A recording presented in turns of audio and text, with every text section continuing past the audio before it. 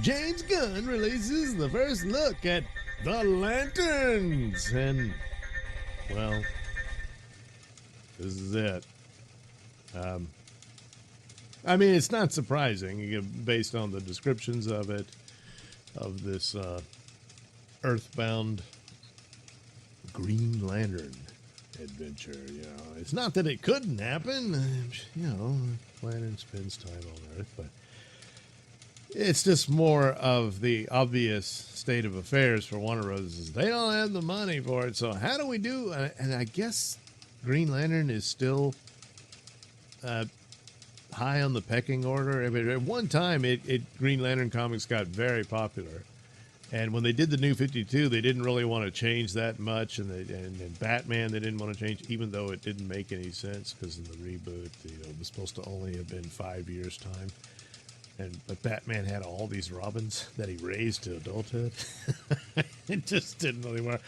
But nevertheless, I don't know about now has gone through. But anyway, this is what they decided to do. They would do this HBO or Max series, but they obviously just don't have the money to do this science fiction spacefaring, space cops thing.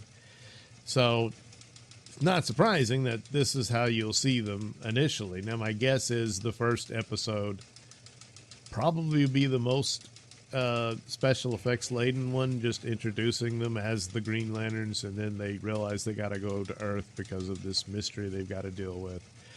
And Hal Jordan is training this new Lantern with John Stewart and all that. And that's where they go, and maybe by the end it'll get back to more spectacular stuff. But the bulk of the series is just these guys investigating some sort of mystery in this town. They've cast Sinestro, but that might only be flashbacks with him training Jordan, and now Jordan's training John Stewart, and that kind of thing. So maybe they'll do that. Or he may be a part of this overall plot. I can't remember if they even mentioned he would. They may have. But, of course, most of it is very much under wraps, so not to spoil anything. But anyway, from this, even in the image, you could see these guys, they don't look like they get along, and that's the nature of their relationship at the outset of this. So it's kind of on their faces as they're walking in the middle of the road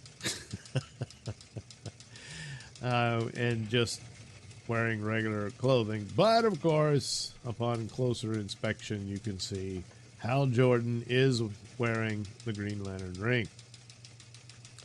Now, one of the things is that maybe the Green Lantern powers will come into play here and there throughout the series, but sparingly. But I'm wondering if whatever this menace is, it depowers them and that kind of thing. And like, oh, it would be kind of boring, and you don't get much else out of it. One hope not, but I think it's only 8 episodes, I think. And apparently they hope to do a second season. Now, with Hal Jordan already being cast as the much older Lantern, my guess is he doesn't survive this season. And then John Stewart will be the main Green Lantern of the DCU going forward. And I think that's been the plan for a long time now, because, initially there was going to be a Hal Jordan and John Stewart movie, rumored to be chasing Tom Cruise to play Hal Jordan in that, and all that sort of thing. And ultimately it would end with either Hal Jordan dies or disappears, so maybe they'd bring him back as Parallax or something like that. I don't know. But the setup was to give Hal Jordan some heroic send-off so that they could then move on with John Stewart being the main Green Lantern, and he would be the Green Lantern of Justice League going forward and all that. Well, all that's gone, but the template is still there. It's just not going to be this spacefaring adventure because the money isn't there. So it's going to be this small town. So, okay, if they're able to craft it with enough, and the relationship between the characters has got its own charm to it, that you're interested in them and you want to see where it goes, you can carry the show like that. And if this whole DCU thing is successful, there will be money for later shows that'll be more spectacular. I mean, you can't just have Jon Stewart solving crimes in a small town with his magic ring. I'm going for it. You got to move on from this and get him into outer space where Green Lanterns belong, really, and that sort of thing. But they got some money they have to make first. But of course, the big red flags, Damon Lindelof and Tom King,